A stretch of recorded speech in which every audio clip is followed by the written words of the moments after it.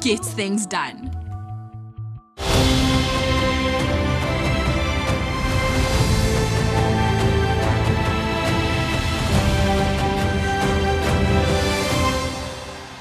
In 2006, the Democratic Alliance won Cape Town by just 1 seat. With just 42 votes, he recently won Umgeni. Saletha intuthuko ebonakalayo endaweni zasemakhaya. Because people voted for change. DA-run Midvaal is now the best-run municipality in Gauteng. And a new story was written for the Western Cape when people voted DA. But if you want a new government that works, then you have to vote for it. In this election, every single vote will count. Your vote can rescue South Africa. Vote DA.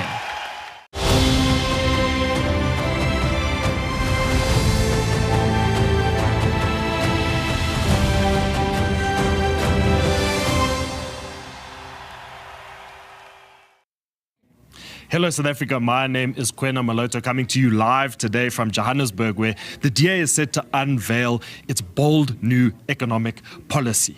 Now, we are on a mission to rescue South Africa, and we have a plan. We have consulted the best economic minds inside the country to put this policy together. We have a plan to grow the economy. We have a plan to create 2 million new jobs. And the DA Federal Leader John Steenhuisen, as well as various other DA leaders, will be addressing us shortly to unpack this policy.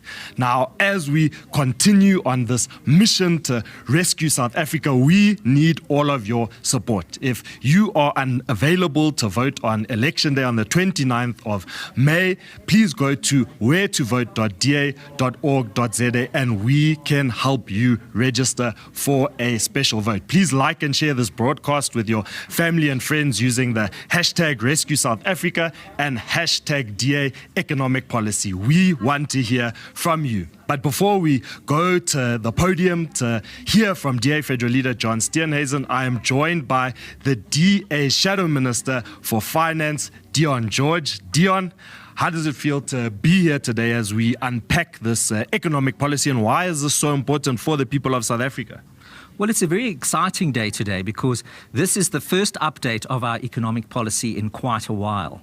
Now, of course, we know that our economy is struggling, it is not growing, the number of unemployed people is increasing over time, and also households are battling to put enough food on their table, and there are 5 million starving children in South Africa today. This is a major problem, but the wonderful and exciting thing is that we can rescue our economy, and that is what this policy is all about.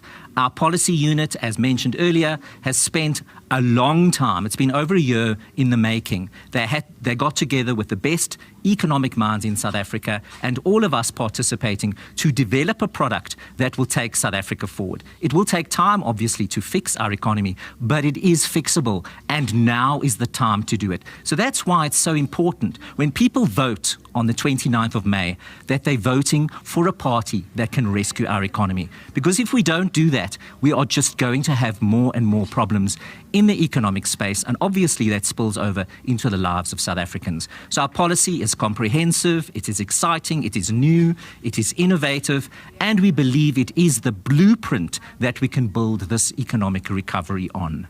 Now, Dion, we know that South Africans are hungry for jobs.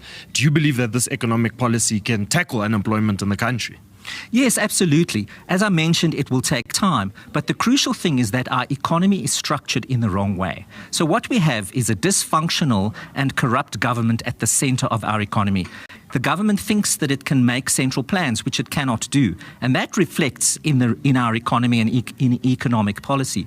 What the DA has done is looked at a number of policy areas where we can make those improvements. They have to be incremental. So, for example, we look at trade policy, we look at fiscal policy, we look at industrial policy, we look at labor policy. We look at all those impediments, those things that are getting in the way of people finding jobs and getting on with their lives. Those are the fundamental things we've looked at. We've also very crucially looked at how can we accelerate economic growth. So how do we get business operating? How do we get entrepreneurs working? Because that's where we're going to generate the jobs. So this policy basically starts at the bottom. The bottom basically says is, what are the things that need to be in place for an economy to thrive? So, for example, we need to look at the hierarchy. We need safety and security. We need those measures where government is, for example, implementing tax measures that can encourage people to get into entrepreneurship and for businesses to thrive. And then, of course, for labor policies to get out of the way. We have stifling labor policy, and we have come up with a certificate, which we will announce later, basically that allows younger workers between the age of 18 and 35 who've not worked over the past 12 months to exempt themselves from the labor dispensation. This basically gives people agency and gives them the power to decide what their future should be, rather than be stuck with a government that made policies that is effectively keeping them out of the job market, although they're hungry and excited to actually get going with their jobs, with their lives. That is what we want to deliver to South Africa today. Now, Dion, we know there are so many hopeless South Africans inside this country. Do you feel that this economic policy can kickstart our economy and also, really rescue South Africa? Yes, we definitely believe that is the case. For example, if we look at our industrial policy, government has decided that it can pick winners and losers. We are saying that needs to change. So what we need to do is look at the fundamental building blocks of the industrial policy. We also need to look at our trade policy. We also need to look, for example, at export duties. There's a thing called export duties. Why is that there? So we need to remove that. So if we look at accelerating the economy on a global scale. So, for example, inviting those investors that have taken 1 trillion rand out of our economy in the last decade, inviting them back. And the way that you do that, which also costs no money, is to look, for example, at sentiment. So, for example, when the DA leads the government, we will be able to go across the world. We'll be able to look foreign investors in the eyes and say, South Africa has changed. We are open for business. Bring back that 1 trillion rand that you've taken away. Also, very, very importantly, we need to tackle endemic corruption. Corruption is killing the economy. So what we need to do is identify those people that are committing financial crimes in our economy, catch them, and put them into jail, because that will start turning the tide. Because once people realize, don't do this because you will be held to account, they'll stop doing it. And that costs us nothing. It's just political will that government doesn't have. So the DA has the political will to do that and also make those bold choices that gets government out of the way and gets people to become the agents of their own destiny, as they should be, with the support of a government that is enabling the economy and not getting in its way.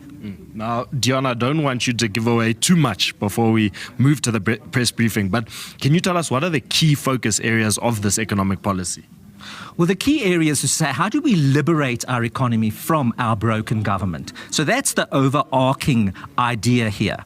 We've also looked very closely, for example, at labor policy. We know that labor policy is crushing jobs.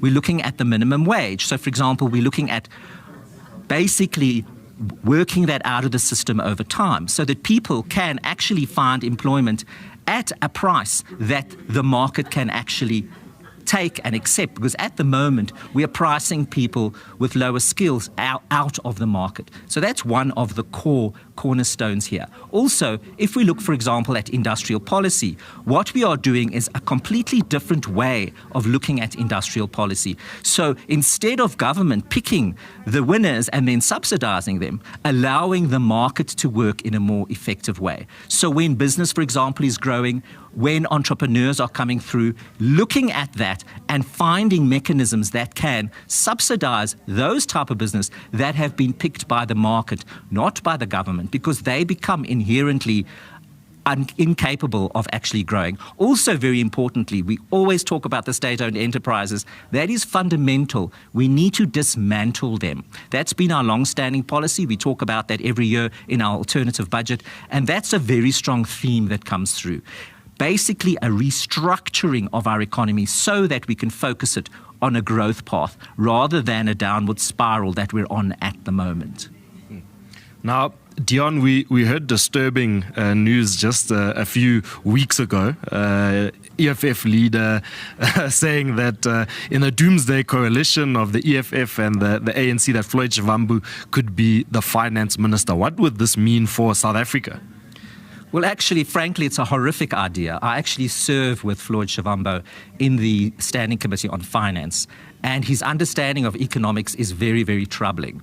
He does not understand the concept of a market being efficient. What he sees very much is government needs to intervene because it can make the choices that people can't. It's very much a socialist, communist type of model. And also he's got this private members bill that won't be featured in this term, but basically to privatize, to nationalize the Reserve Bank. Now that's an enormous problem because what we know is what the EFF is good at is actually stealing people's money. So for example, if we look at VBS Bank, we saw the fiasco over there. So if we can imagine a doomsday coalition where we've got the ANC and the EFF and then Floyd Shivambu as the Minister of Finance, we can just imagine what will happen to the rand. What we are seeing already is that the markets are starting to price in quite a noisy and choppy election, and we can see in the US dollar to rand exchange rate at that we've actually depreciated. So the markets are feeling quite skittish at the moment. Now, if you put somebody like Floyd Shivambu into that very important role, we can only expect our economy to get worse, sentiment to get worse, and of course the wholesale theft that the EFF gets so good at to continue, and that's unacceptable. So it's incredibly important what happens on the 29th of May. Okay, and I can see that our federal leaders are at the podium. I'm going to allow you to get go, but please do stay tuned. South Africa, as we said, we are launching our bold new economic policy. We'll be heading over to the podium now. Good morning, everyone. It's exactly 10 o'clock, and as we said, we'll start on time. My name is Malatsi. I'm the party's national spokesperson. We are here today to unveil one of our key manifesto priorities around the economy. It's the DA's plan to unleash enterprise, grow the economy, and create jobs. And for this purpose, we are joined by the DA's head of policy, Matt Cuthbert. We are also joined by the DA's shadow minister of finance, Dion, and also his deputy and the Deputy Federal Council Chairperson, Ashor Sarupen, and the DA Federal Leader John Steenhuisen. I'm going to call on our head of policy to kick it off, and then each of the individuals will have their speaking slot. As is customary, at the end, we will take questions.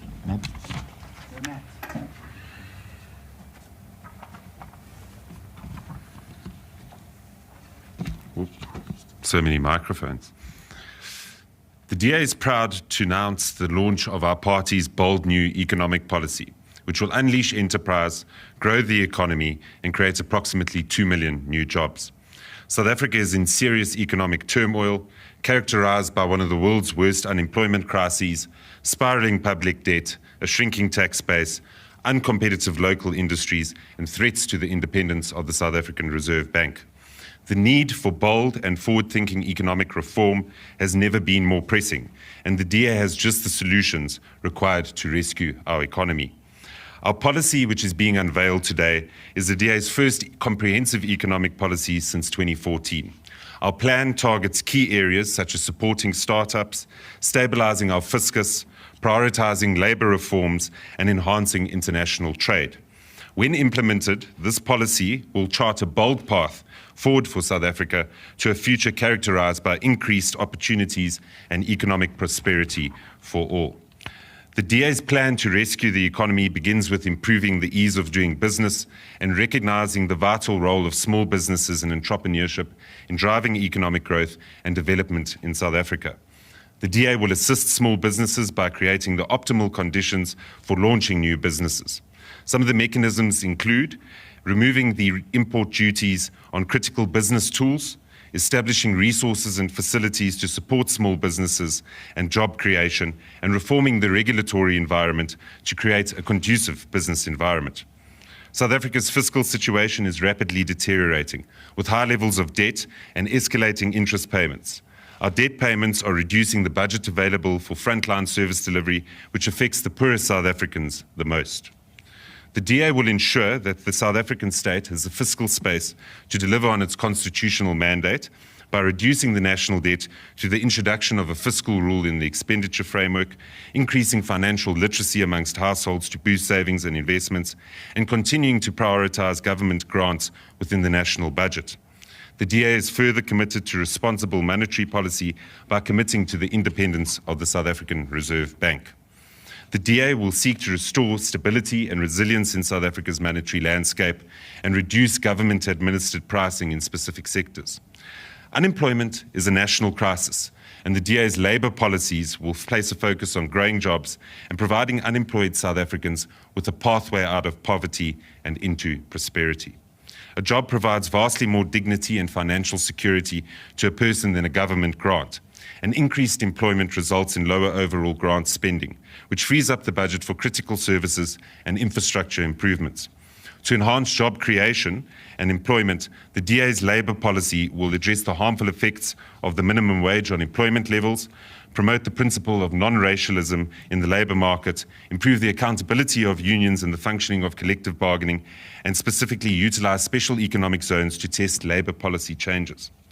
The DA will overhaul South Africa's dysfunctional industrial policy by not implementing policies that pick industry winners and losers, but instead focusing on getting the basics right within the policy pyramid. This is necessary as the current government's interventionist industrial policy has proven ineffective and often harmful. This will involve scrapping master plans and reciprocal agreements and improving the overall effectiveness of industrial policy interventions. The DA recognises that South Africa's global competitiveness must be secured by focusing on growing exports and strengthening our relationships with international trading partners. Our trade policy therefore seeks to ensure that South Africans can compete in global markets, strengthen our position in international trade, leverage trade agreements to the benefit of all South Africans, and unlock the potential of mining as a pillar of South Africa's export strategy. Finally, the DA will lead South Africa towards a more competitive and dynamic economy by ensuring markets work well and competition policy benefits everyone. This will be achieved by streamlining regulatory processes, enhancing transparency in the business environment, and ensuring fair market competition that prevents price distortions. Our economic policy is groundbreaking and is a well-researched plan, aimed at rescuing the South African economy and ensuring a better future for all. We are excited to be unveiling this important document today as it charts the way forward for South Africa's economy after next month's election. And with that, I would like to welcome our party Shadow Minister of Finance, Dr. Dion, who will outline the macroeconomic challenges we face as a country. Over to you, Dion. Thanks, Matt. On the 29th of May, South Africans can rescue our economy. Under a failing ANC government, our economy is not growing. Debt is rising unsustainably, government spending is out of control, and households are battling a never-ending government-induced cost of living crisis. Unemployment is shattering dreams and keeping millions in poverty in a country that is enormous potential, waiting to be set free from a government positioned in the wrong place in our economy.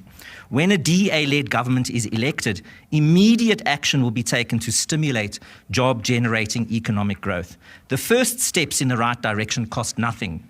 Two immediate actions will set the tone for the implementation of our economic policy. On election, a DA-led government will engage with foreign investors to encourage them to reinvest the R1 trillion that has been withdrawn from our economy over the past decade. Our message is clear. The investment environment will be very different. We will take decisive action to encourage entrepreneurs and make it far easier to open a business. We will change industrial policy and labour policy that gets in the way of economic growth and employment, and will change the model for empowerment to ensure it actually reaches those in need, while moving away from policies that want to expropriate the private property of South Africans. A DA-led government will reposition government as an enabler for economic growth and not as a central planner that currently gets in the way. This will improve investor sentiment and speed up our exit from the FATF grey list.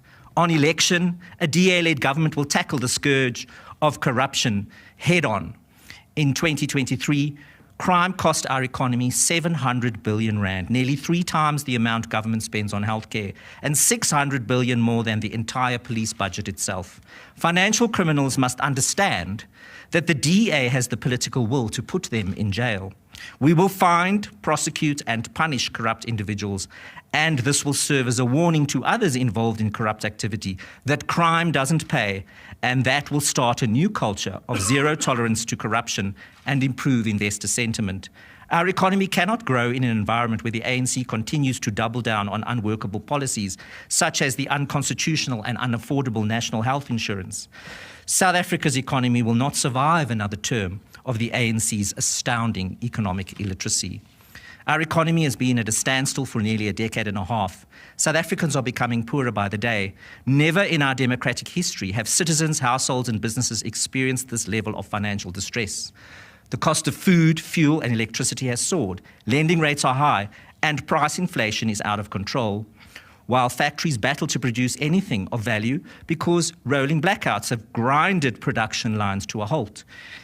The collapse of PRASA and Transnet, which in 2023 cost our economy 100 billion rand, forces whatever little is produced to be transported by road. No modern economy can hope to achieve growth in such an environment. The ANC government does not care about the 81% of households that skip at least one meal a day, or about the 5 million children starving in South Africa today. It only cares about maintaining its patronage network as it clings desperately to power. Earlier this month, the International Monetary Fund, in their Economic Outlook report, stated that it expects the South African economy to grow by a mere 0.9%. This is lower than both the National Treasury and the South African Reserve Bank's projections. If the status quo is to remain, government will again collect less than expected in tax revenue and will have to either raise taxes on South Africans or borrow more because it is unable to responsibly manage public funds. Both routes are highly undesirable. Although South Africa is beset by one of the world's most onerous tax regimes, given that our tax to GDP ratio sits at a dangerously high 25.5%, there is simply not any room left for expanding this burden on what is already a shrinking tax base. Today, 1 rand out of every 5 rand collected in tax is used to service interest charges on our 5.2 trillion rand debt bill. This is money that is supposed to be spent on delivering high-quality healthcare, education, and community-focused policing. If government wants to borrow more, it will crowd out even more basic service delivery, and our children and their children will be left to pay the ANC's apathy. Hidden in their party's manifesto, a third option exists for the ANC government, which is to steal the pension funds of hard-working South Africans through prescribed assets. The DA will not allow this, and we will fight it every step of the way. Instead, a DA government can promise a workable alternative. In February, the DA set out our budget that details how we will achieve better fiscal outcomes in a tax-neutral environment.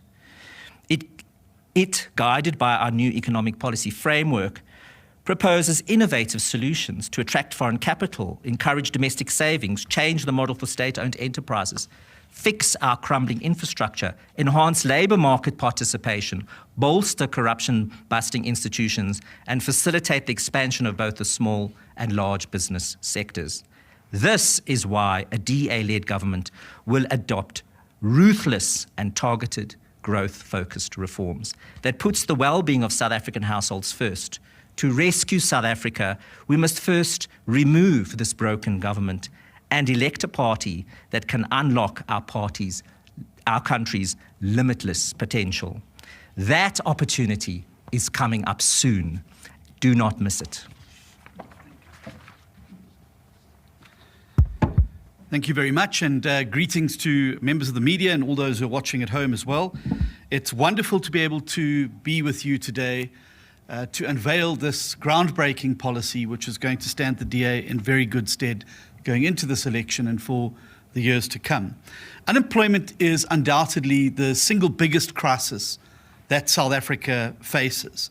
The fact that over 70 out of every 100 young people aged between the ages of 18 and 24 and 42 out of every 100 work seekers overall cannot find a job to feed their families and to build a better future is the original sin of the incumbent ANC government.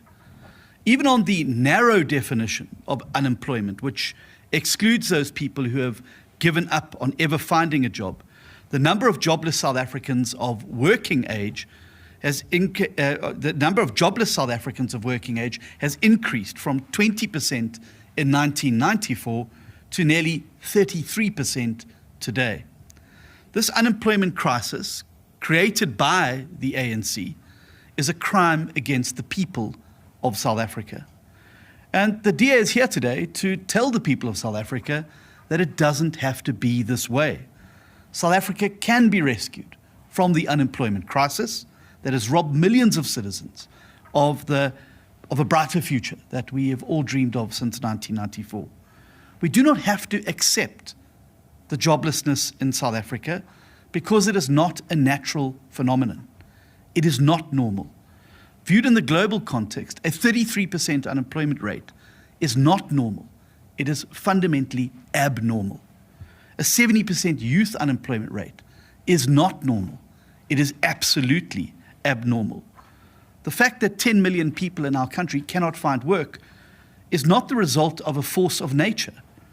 That South Africa today has one of the highest unemployment rates in the world is entirely a man-made disaster. It is a disaster designed and executed by the men and women of the ANC. It is because of the deliberate choices made by those men and women in the ANC that 309,000 manufacturing jobs have been destroyed completely over the last 16 years.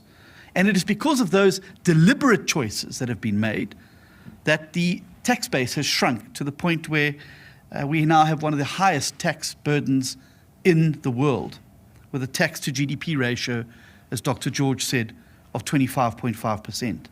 It is because of these deliberate choices of the ANC that we've been plunged into a fiscal crisis where 1 out of every 5 rand is being used to pay down our debt. And it is because of the deliberate choices of the ANC that over 30 million citizens in our country today live in desperate poverty below the poverty line. However, the fact that the lack of jobs in our country is a man-made crisis, the good news is that it means that the South African people have the power to fix this crisis. It is because of the human choices that we sit with this huge unemployment rate today, but that also means that we have the power as citizens to turn that around.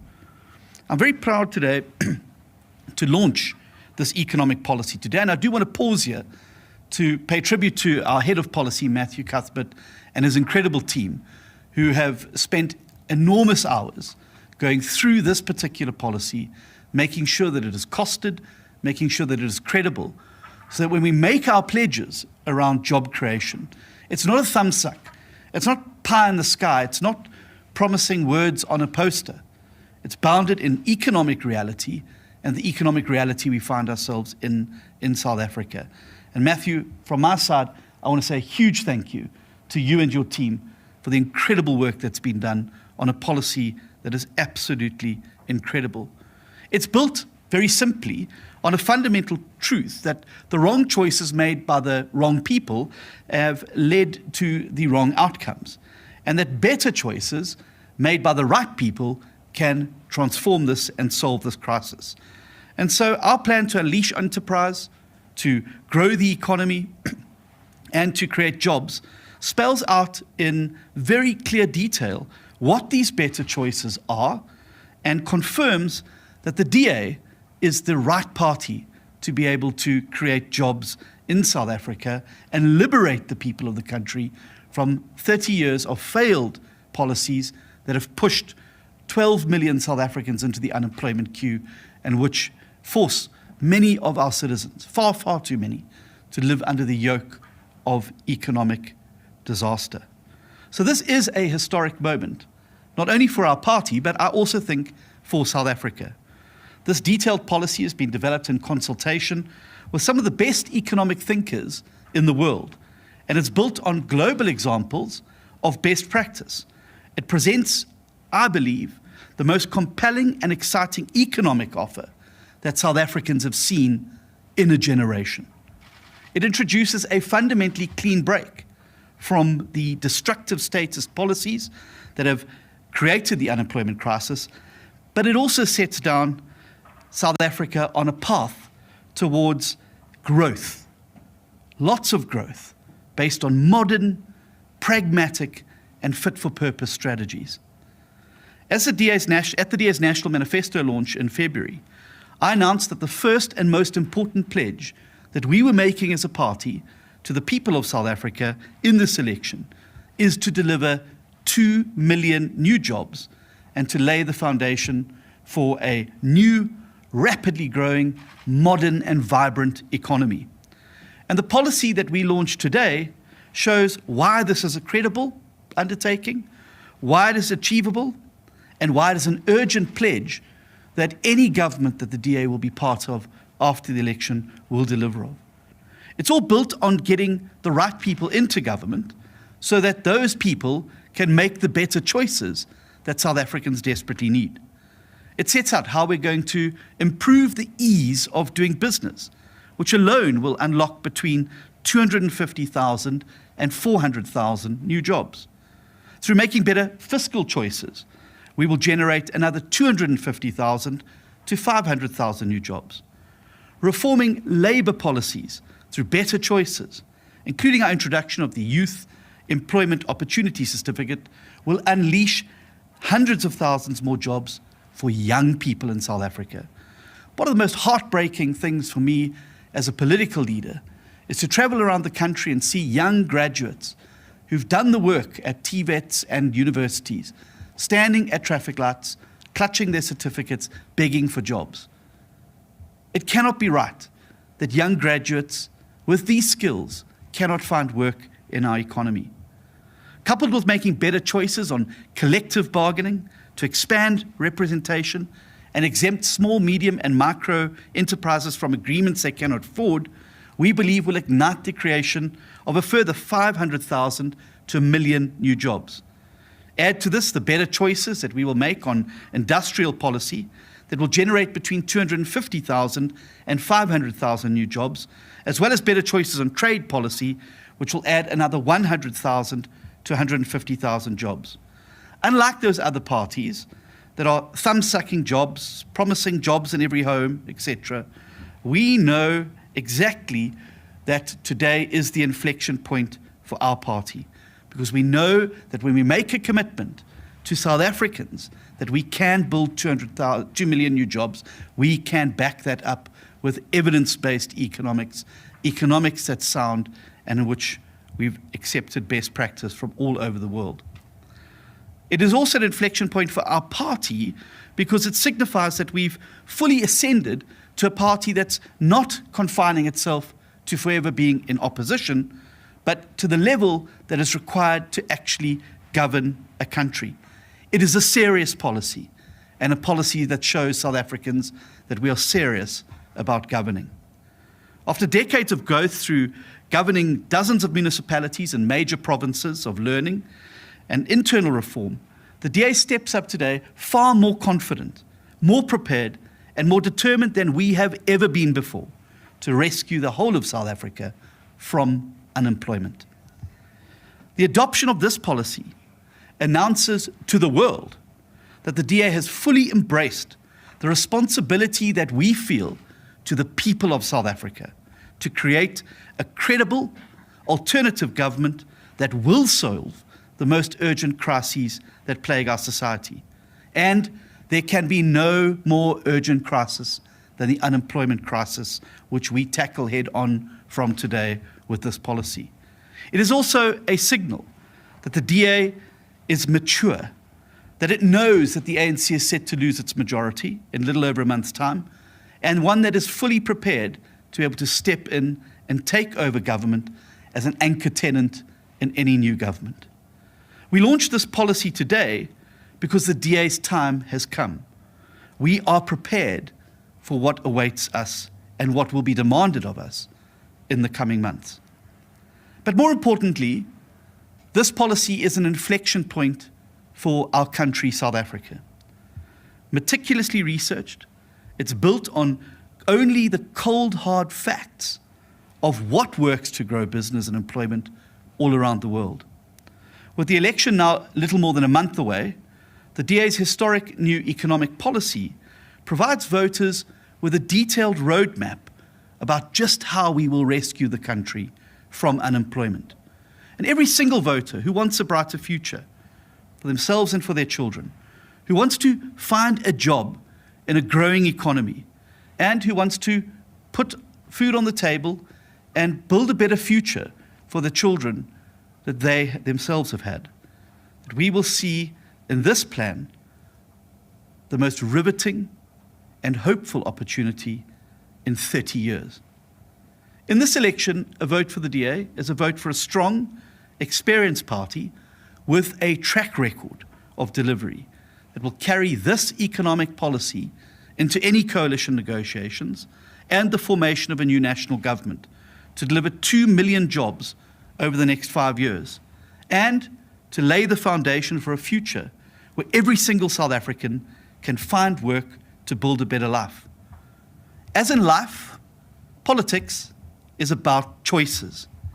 And with the launch of this policy today, the DA announces that we have made the courageous choice to step up like we have never done before to address the single most urgent crisis facing our nation and our citizens. We now also call upon our citizens and the people of South Africa to equally act with boldness in making a new choice, striking out in a new direction by voting the DA into national government on the 29th of May. For 30 years, we've elected the wrong people who have made the wrong choices, and our citizens are now bearing the brunt of it. On the 29th of May, let's elect the right people who will make the right choices to restore the hope and dignity of every South African that only a secure job can provide. I have so much confidence and faith in this policy, and I hope that those who watched the News 24 debate amongst the leaders yesterday evening will see how important it is that we have an honest conversation and an honest debate around the future of our economy and how we create jobs. And I'm issuing a challenge today because I'm so confident in my policy to the President Cyril Ramaphosa to stop hiding away. Let's have an honest, open and frank debate about the future of South Africa and the choices that lie before the people today. I will bring my policies and I will happily debate them with you toe to toe and let the South African people decide who they trust to create jobs, to steer the economy, to rescue our country, and to provide a better future for all of us in this country that we love. Thank you very much.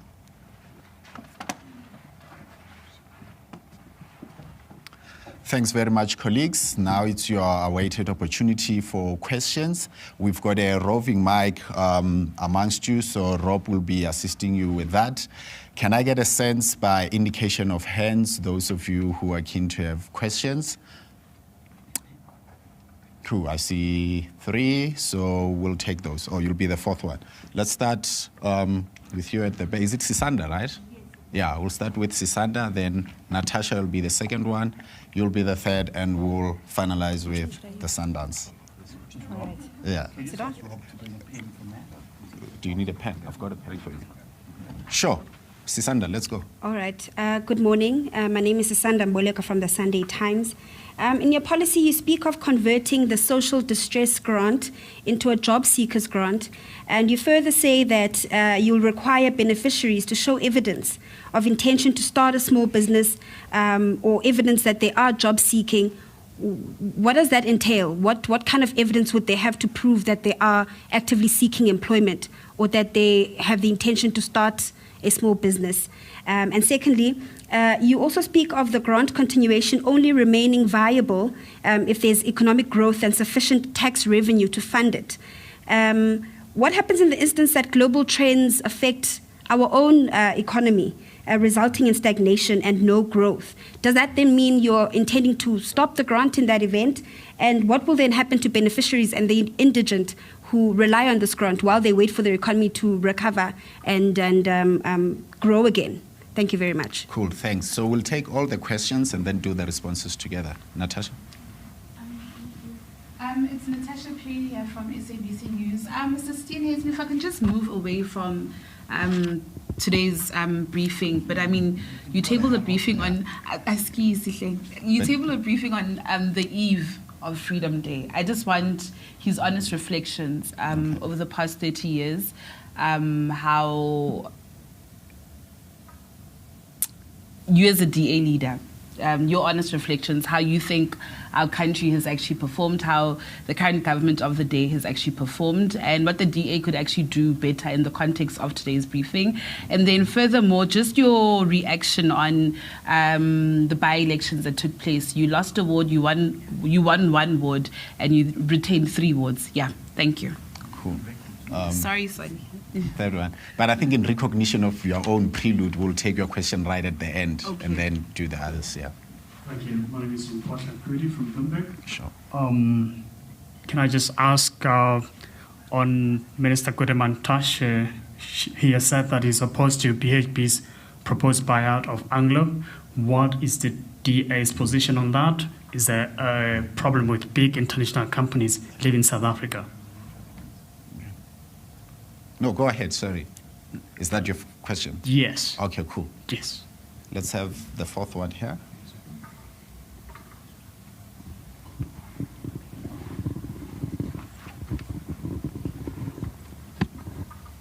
Thank you so much. It's Peter Molemani, Kaya News.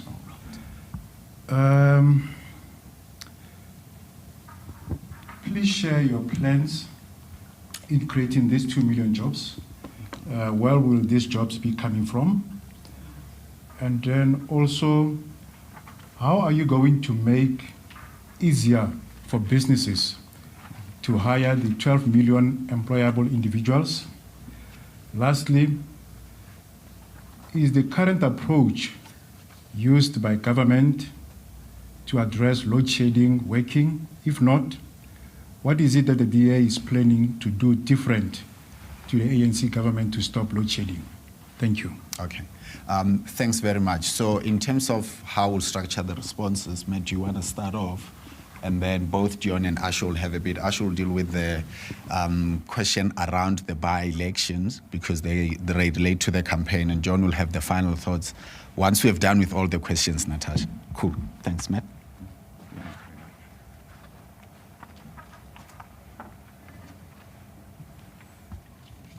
Thanks very much, Solly. So I'll speak to the questions that directly relate to the policy. And I understand that Ashor would like to add to this specifically on the global trends. The specific question regarding the conversion of the SRD grant to a job seekers grant was actually asked to us by the Sunday Times at the launch of our manifesto. And we have supplied you with a response, but I'll do it in repetition just to make sure that we're on the same page. What we have said continuously about the conversion of the SRD grant into a job seekers grant is that we want to incentivize people to find employment, and we want to create opportunities for them to go out there and be able to live a life of dignity, and one in which they're able to move up the social mobility ladder. Ultimately, we need to activate people like we've done in the Western Cape with our job seekers voucher.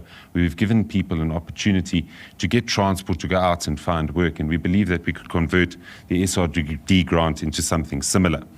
In terms of the fiscal space, we would be dishonest if we said that we didn't have sufficient fiscal space and sufficient economic growth, and we said that we would promise something in perpetuity. And ultimately, by implementing our plan, we will be able to generate growth and be able to increase the tax take so that we are able to continue providing these kinds of services. However, we must be realistic and honest with voters and not merely promise things that we can't deliver on. And that's why we say any further commitment to policy initiatives must be based on the fact that we have sufficient revenue to be able to cover that. And I think that's a fairly reasonable position to take. In terms of the question from Kaya News specifically, I think we've detailed exactly where the reforms will come from in the specific areas. If you go through the document itself, it outlines each set of reforms and how we will specifically focus on making sure that we get it easier for people to start businesses, easier for them to find employment, and the specific numbers are in that document, and I'm happy to point them out to you after the fact. Specifically regarding load shedding, in our manifesto, we commit to creating a new culture of prosumers where people not only consume electricity, but they are able to produce electricity and sell that back to the grid. We believe that this helps us diversify our energy mix and creates a situation where we've got a more competitive energy security environment, as opposed to relying on the behemoth Eskom, which has failed to keep the lights on. And we believe that this new alternative approach has already taken hold. You would have seen that Eskom most recently reported that the uptake of solar installations and rooftop solar in households has made a significant impact in ameliorating the load shedding crisis. And these are the kinds of policies and solutions we've been implementing for a number of years in the city of Cape Town and in the Western Cape. I'll hand over to Ashor regarding the international trends.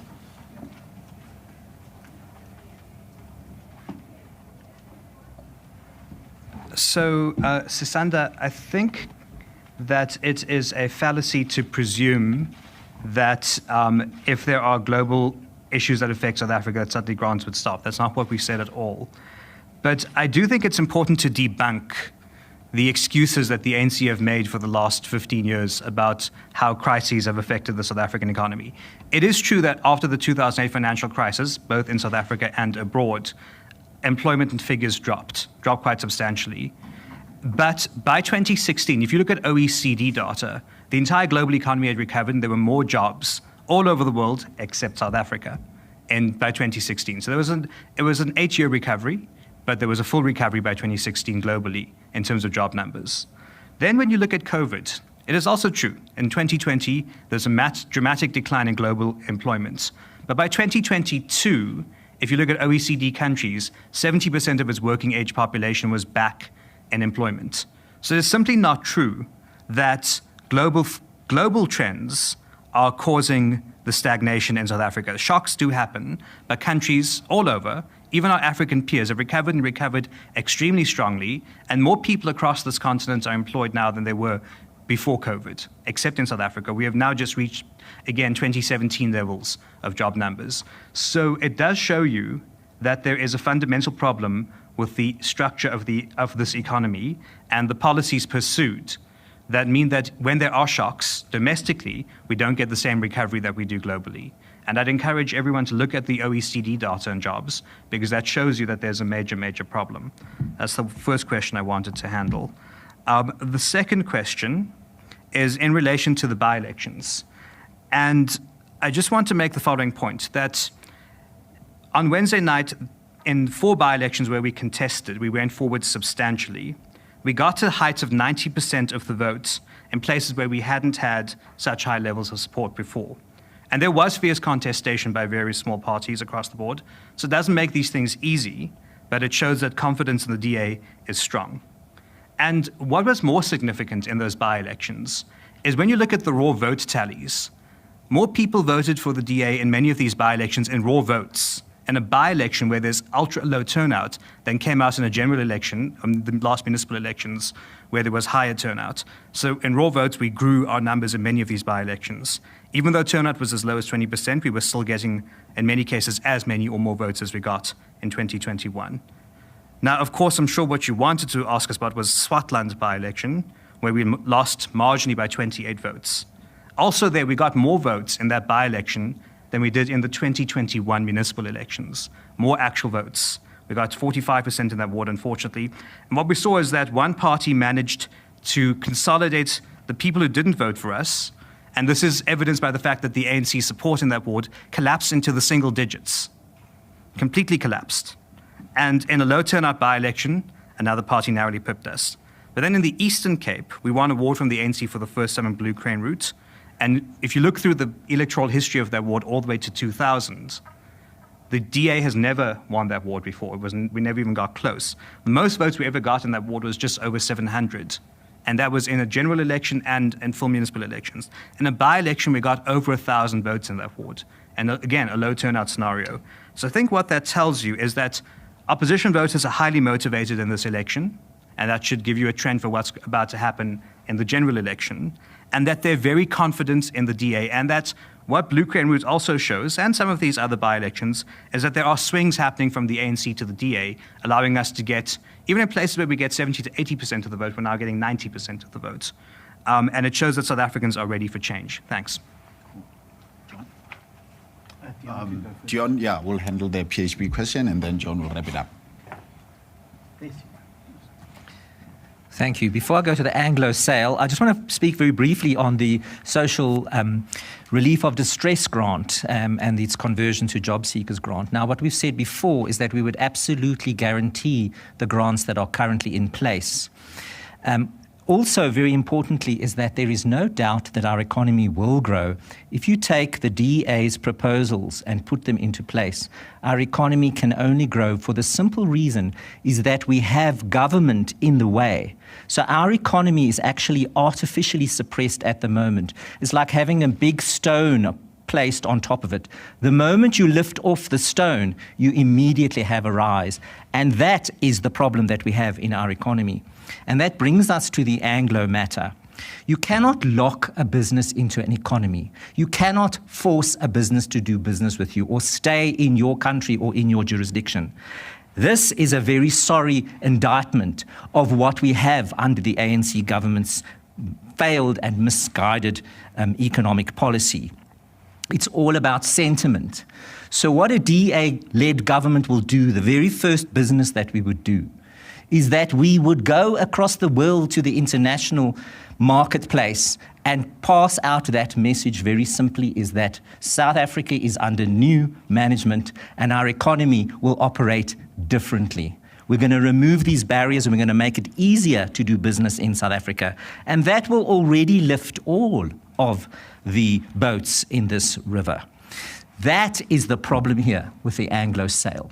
The reason why they are doing it is because they've lost confidence in our economy and they are buying forward cover in case we have a massive problem after 29 May. We don't know what it would look like. And if it is not moving in the right way, watch what's going to happen with business. Watch what's going to happen with the rand. We all know what is going to happen. So that is the reason for this. It is all about sentiment. And as I said before, sentiment doesn't cost you anything actually. It is what your policies are, like we've put them today, and also implementing them and the political will to fix the mess that we're in. And we have it. Thank you.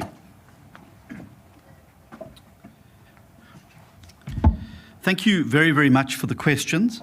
I would start with the load shedding question because I think there's some important things that need to be dealt with there. You see, what the ANC is trying to do is to try and manipulate, once again, the South African people into thinking that load shedding is a thing of the past.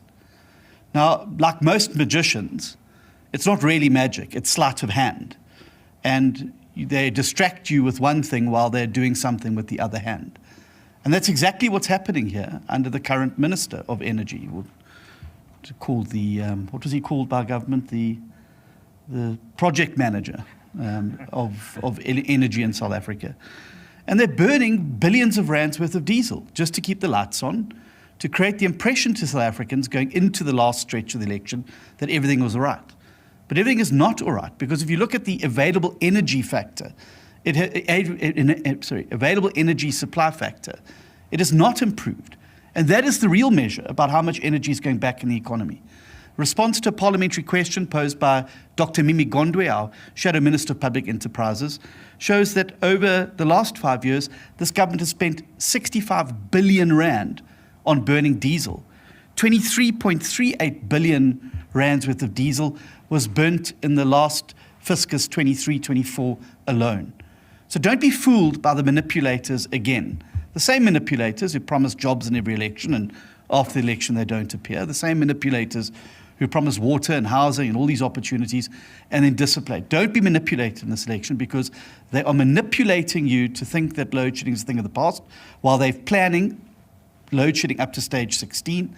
And I will bet my life on it that as sure as night follows day, after the 30th of May, when the election posters come down, load shedding stage 6 and up will be back with a vengeance in South Africa, because it is not sustainable to spend these billions of rands burning diesel when you're not addressing the root cause. What would we do differently?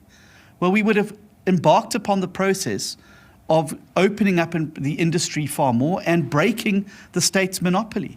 And that's exactly one of the things that lies at the heart of this new policy that we've put on the table today. It's getting the state out of the way in areas where it shouldn't be having monopolies. And so having an energy monopoly and thinking that you're going to fix Eskom and that's going to fix energy security and supply in the country is a fundamentally flawed way of thinking. We have the wrong vehicle to provide energy in South Africa. And the moment we open up that industry, we smash the state-owned monopoly, we open up a greenfield industry of renewable energy, of independent power producers around the country, that's when we will really start to liberate the country from this particular issue. On grants, the biggest threat to grants in South Africa, the greatest threat to social grants in South Africa, is a collapsing economy. Because if the economy continues on the current trajectory that it is, with massive high debt servicing costs, with a massive crowding out of spend on the social sector by debt servicing and wasteful expenditure, like the billions we've seen being spent on VIP protection services.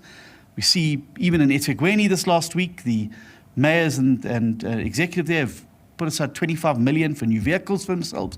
All of that crowds out the spend that we should be focusing on the social side and job creation. And the biggest threat to the viability of social grants in South Africa is the ANC's continued mismanagement of the economy, which is why this economic policy is a clarion call for growth, for real growth that creates jobs, lifts people out of poverty, and ensures fiscal stability and viability for our country that will re-inject confidence, where we won't see people wanting to leave the country, people wanting to take their investments to other emerging economies around the world because they will have confidence in the South African economy. And so for those South Africans at home who are worried about the fact that you've sat at home for 2 years without a job, that you worry about how you're going to provide for your children's future and your schooling, this policy is the best example about help being on the way. And I encourage South Africans to read it. I encourage analysts to interrogate it. We're happy to defend it. But for goodness sake, let's start a proper conversation in South Africa about growth and jobs, because we've been fed a foofy for the last 30 years, and it's time now to get serious about jobs and job creation. Natasha, I'll end with your particular question. And I think that the story of South Africa 30 years on can be much like a rugby match, divided into two halves. I think we had 15 years where things were moving in the right direction. And I've always been a critic of the ANC, but I'm the first to admit they did get a lot of things right. They did build houses.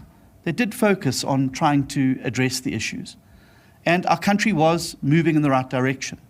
I think we had a sense that we were a nation with purpose. But the last 15 years, the second half, has been fundamentally catastrophic for our country. And it's wiped out and reversed many of those wonderful things that we were on the path to achieving. Unemployment, people pushed into the unemployment queues. Corruption that has seized all of the ball bearings of state. Nothing moves in government unless somebody's getting a kickback or there's some contract. A president with dollars under his couch, which are still not been adequately explained. The Zondo Commission exposed the wide-scale rot within our public service and how the state is being systematically looted. And who suffers at the end of the day because of all of that? It is our citizens at home. And so I think it is not too late to rescue. I don't think it's too late to restore. And I don't think it's too late to renew.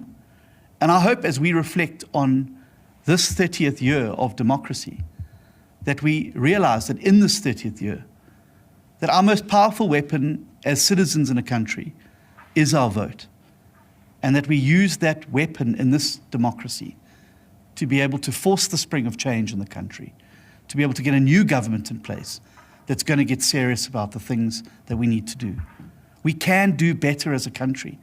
We can do better as people, and we can do better as parties.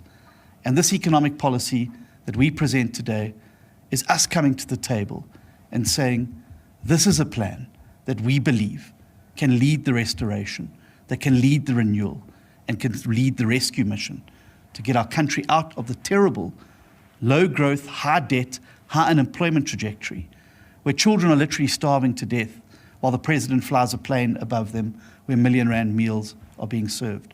That we can get water into the homes and into our businesses, that we can get energy back into our economy. But none of those things happen by osmosis. They happen through an act of the will and voters using the power that they have to be able to move the hinge of history in this 30th year of democracy in the right direction that's going to open up a whole new door of hope, opportunity, and prosperity for all. And that's my reflection on the last 30 years. Thank you. Hloni, I think you've got a follow-up.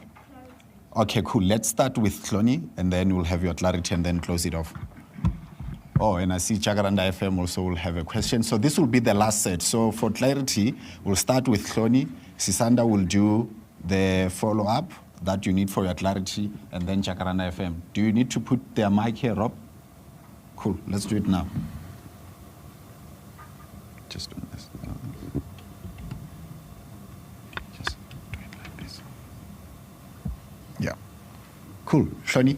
Okay, thanks, Solly. Hloni Mtimkulu from ENCA. I have a few questions. The first one is just on the logistics of this. Who is targeted? I know there's a bit on small businesses, haven't been able to get through the whole thing, but who exactly is being targeted and what are the timelines beyond the 29th of May? And also given the country's history and the overwhelming number of poor people black people being the face of people who are jobless. And then my second question is around where will the jobs come from? I think Peter did ask this, but just in terms of when you look at the provinces, and I think the last stats say unemployment figures or employment figures that were released for Q4 last year. There are some ANC-led provinces that have higher numbers than, for example, the DA-led province, which is the Western Cape. So just in terms of that, what could be going right in those provinces and what guarantee is there, I guess, that the DA will be able to create those jobs when the ANC seems to be creating jobs in those other provinces? And then my third and fourth question, I think, are basically the same issue, is around the doing away with racial targets and using the SDG goals or SDGs as a marker of whatever it is. Does that also include doing away with current redress policies? I think I saw something like that there. But also, when, again, the overwhelming majority of the unemployed are of a particular race group, is there an issue with realizing that you will have to essentially target a lot of previously disadvantaged people to address your unemployment? And yeah, just the explanation of why we're not calling it what it is. Okay, cool. Sisanda, for your second bite.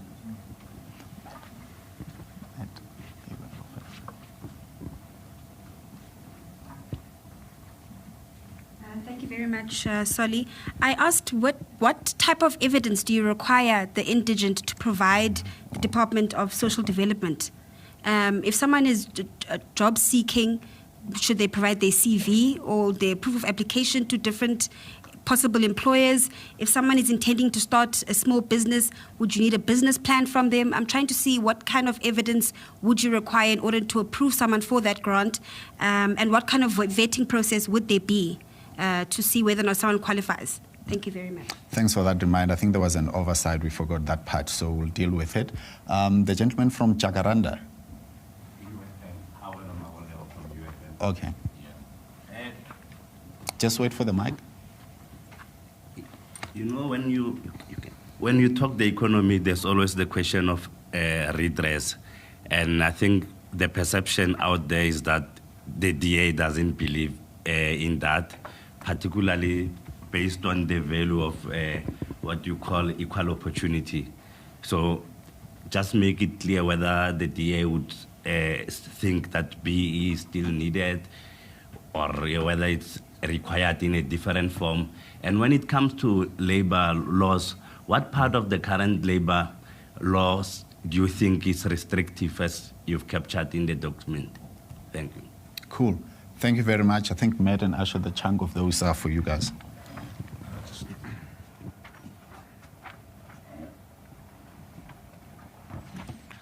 My apologies for that, Sisanda. I did miss the second part of your question.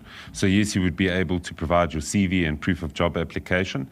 or you could alternatively provide your business plan to the Department of Labour, who would then be able to verify it on an online system. There is some more detail that is provided, and I can provide you with that afterwards if you'd like, the more specifics. Then just regarding Cloni's questions, and possibly to tie those into the UFM questions specifically, who is targeted? All South Africans, regardless of their background. Ultimately, we have a country that has very high poverty, inequality levels, and we should be trying to uplift the most vulnerable in society through our policies, and that's what I believe our policy aims to do. In terms of breaking it down per province, that is not a calculation that has necessarily been done, because we're not focusing on specific provinces, but rather trying to put in place industrial reforms, and those would then generically come out in the areas where these reforms are and where people decide to locate their businesses. In terms of the numbers which you indicate that the ANC provinces have outstripped the Western Cape, you'd have to be a little bit more specific on those and provide, well, I think we need to provide the numbers so that we are able to have a look at those numbers and for us to be able to see what it is that you're talking about, because you are merely making a statement and I haven't seen the evidence, so I can't necessarily respond. But what I will say to you is, if you look at the recent numbers that have been done by the Western Cape Provincial Government, 4 out of 5 jobs over the last 4 years have been 5 years have been created in the Western Cape, and that has been tested and that has been checked. And that shows you that the Western Cape, by virtue of their infrastructure-led growth model, as well as the enabling environment which they have created, are the only province that are truly able to deliver on economic growth and job creation. And this is why people are flocking to the Western Cape to be able to seek out economic opportunity. I want to also briefly touch on redress, and I know that Ashor would like to weigh in here as well. But I think we can all agree that the historical effects of colonialism and apartheid have meant that the vast majority of South Africans find themselves in inequality, poverty, and terrible economic circumstances, and we can agree on that. However, what we must acknowledge is that the past 30 years of race-based policies have failed to uplift people from poverty and put them in a position where they live a life of dignity and they are able to move up the opportunity ladder. And I think that our alternative model, which focuses on the United Nations Sustainable Development Goals model, focuses on getting businesses to leverage investment in these communities before they do business with the state, so that we can empower communities on things like decent work, no poverty, clean energy, which are some of the Sustainable Development Goals. And by virtue of whoever it may be who falls in that category, because we're targeting poverty, we will predominantly focus on black people in any event.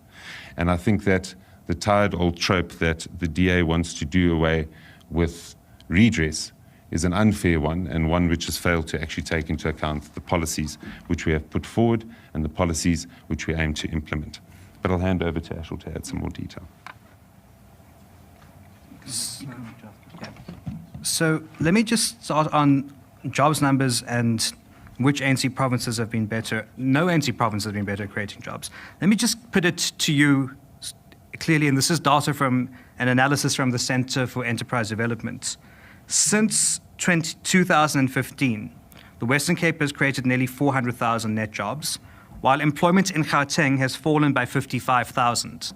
So the province here where we are, that's supposed to be the center of the economy, it's the largest economy in the country, it is the beating heart of the economy. Employment has fallen by 55,000 jobs since 2015. So I think that shows you the clear difference between how the DA creates jobs versus how the ANC destroys jobs, even where you've got a good industrial base, you've got better services.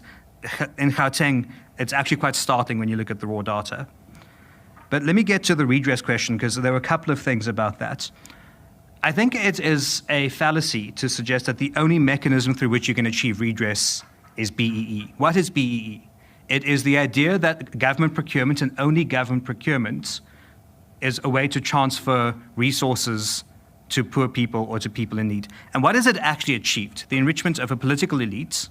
I mean, the Guptas were beneficiaries of BEE, and they weren't even South African or didn't live through apartheid or inherited any of those sorts of disadvantages that the rest of us in South Africa did, but they benefited from it. So let's be clear that redress does not equate to BEE. And I think that there's a problem with the Overton window in South Africa when we can only conceptualize redress as being BEE. The DA put together in 2020 a policy document called the Economic Justice Policy, and part of that is using the United Nations Sustainable Development Goals, because what we're saying is, instead of giving shares and money to a handful of political elites, who happen to be of a particular race, but actually are of a particular political party, and make you very, very wealthy, and it's only a few people who benefit. Rather look at what is the most important impacts that we can get for society, particularly in poor communities. And so the Sustainable Development Goals look at, for example, upliftment of women. It looks at protecting the environment, particularly in poor communities. And all of the things that make life livable, that ensure investments are channeled into poor communities, and that instead of making someone a billionaire, you rather spend billions of rands on people who are in need of redress. And so instead of a BE scorecard that says to a business, okay, you've made an ANC member very, very wealthy, we'd rather say you've invested all of these resources into communities in need of redress. And that is what we try to achieve. And so we've completely reconceptualized redress as the transfer of resources from one elite to another to the upliftment of millions and millions of poor people. And that's what please go and have a look at the economic justice policy. It makes it very clear, but that is the intention of what we want to achieve with our redress policies. Thanks.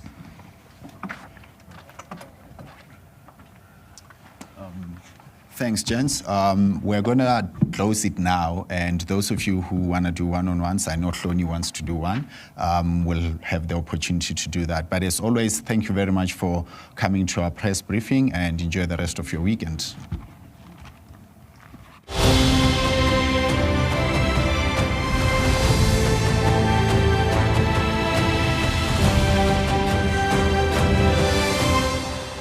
DA Leader John Steenhuisen. What qualifies the DA to run the country? Firstly, we do not tolerate corruption. And where the DA governs, life is better. And that is why millions of South Africans are moving to DA governments. We still have much more to do. But in the past year, the Western Cape created over 300,000 new jobs and is working every day to become load shedding free. We can bring this DA difference to the rest of South Africa, but only if you vote for the DA.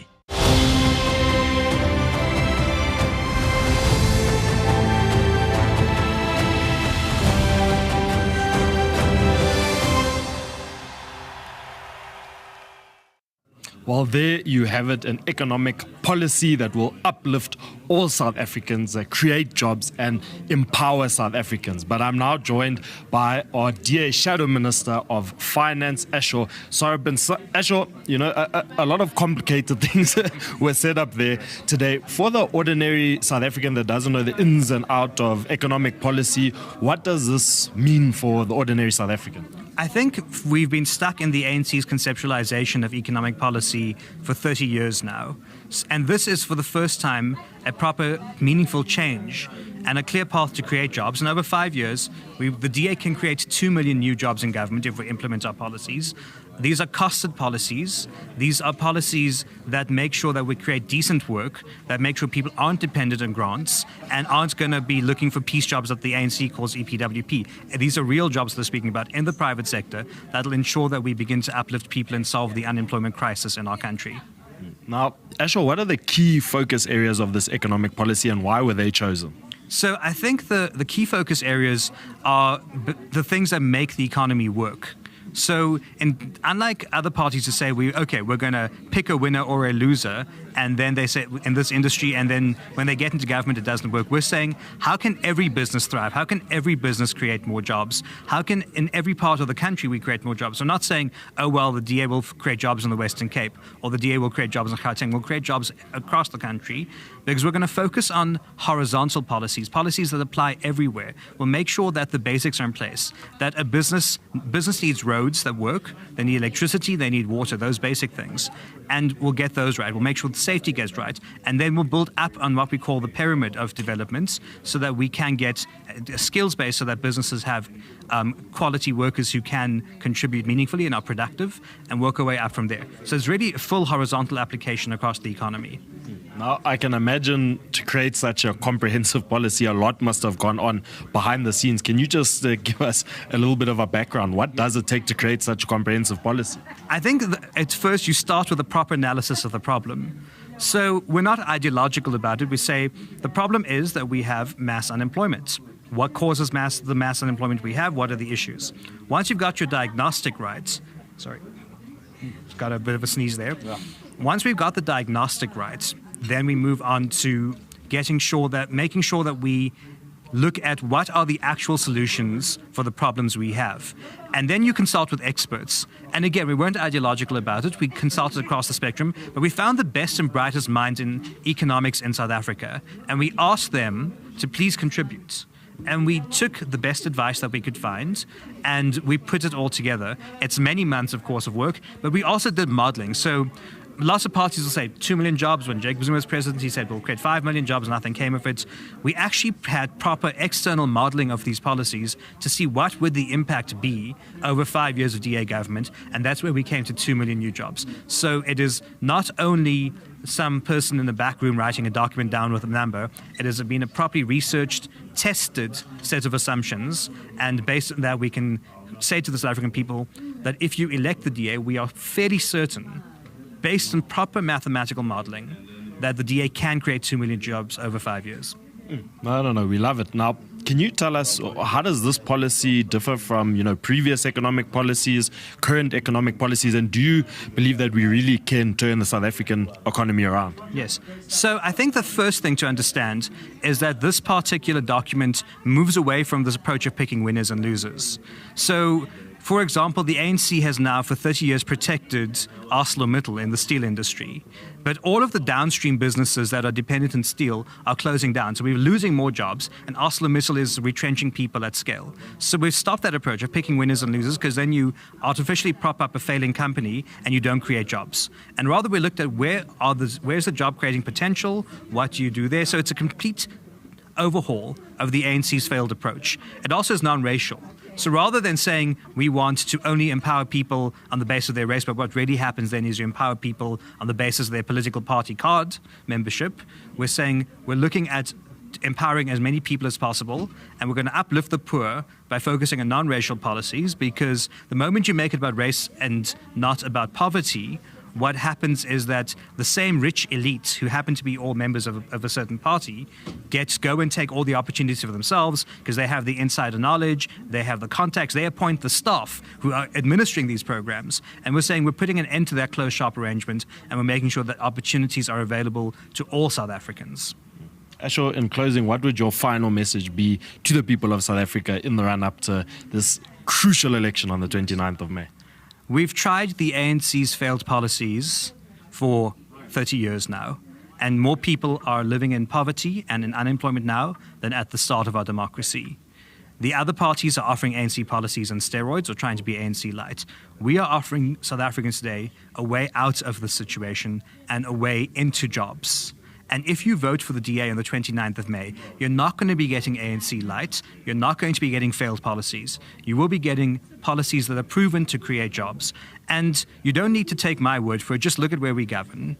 In Gauteng since 2015, employment has fallen by 55,000 jobs. This is the place where jobs should be happening, and it's not. In the Western Cape, 400,000 jobs were created over that time. So what that tells us is that where the DA governs, you will find a job. And if we can do that nationally, we can really change South Africa fundamentally. Thank you so much, Ashor. South Africa, you heard it here. We can rescue South Africa. We can build an economy that creates 2 million jobs and uplifts people from poverty. We can end load shedding. We can end job shedding. We can create jobs, but we have to vote for a national government and provincial governments that represent all their people. And you can only do that by voting for a DA government on the 29th of May. Now, if you want to find out more about our detailed plan to rescue South Africa, to grow our economy, you can go to rescuesouthafrica.org.za. And if you are unable for any reason to vote on the 29th of May, go to wheretovote.da.org.za and we can help you register for a special vote. But remember that applications close on the 3rd of May. Thank you so much for tuning in, South Africa. I hope you're as excited as I am as we move towards this crucial election on the 29th of May. My name is Kwena Maloto. Keep the faith, South Africa. We are the ones we've been waiting for.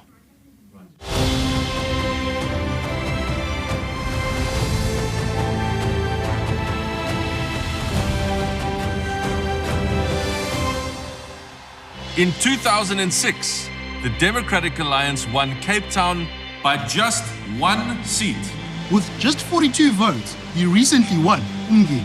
saletha intuthuko ebonakalayo endaweni zasemakhaya. Because people voted for change.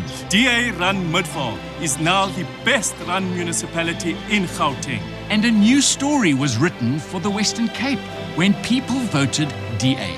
But if you want a new government that works, then you have to vote for it. In this election, every single vote will count. Your vote can rescue South Africa. Vote DA.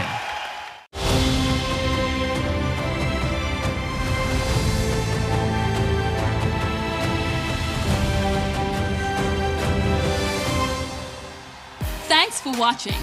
All across our beautiful country, people are joining forces to elect the new government that can rescue South Africa. Like and follow us on Facebook, TikTok, Instagram, Twitter, and YouTube. Please share our videos with friends and family. Let's rescue South Africa. Vote DA.